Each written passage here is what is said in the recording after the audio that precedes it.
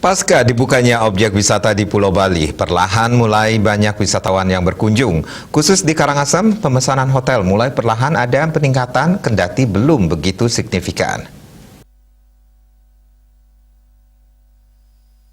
Ketua Persatuan Hotel dan Restoran Indonesia Wayan Karyase mengungkapkan, secara perlahan wisatawan mulai melakukan pemesanan hotel.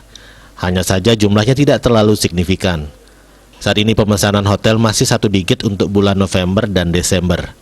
Karyase menambahkan meski pemesanan hotel dinilai masih rendah, kondisi itu membuat para pemilik hotel gembira.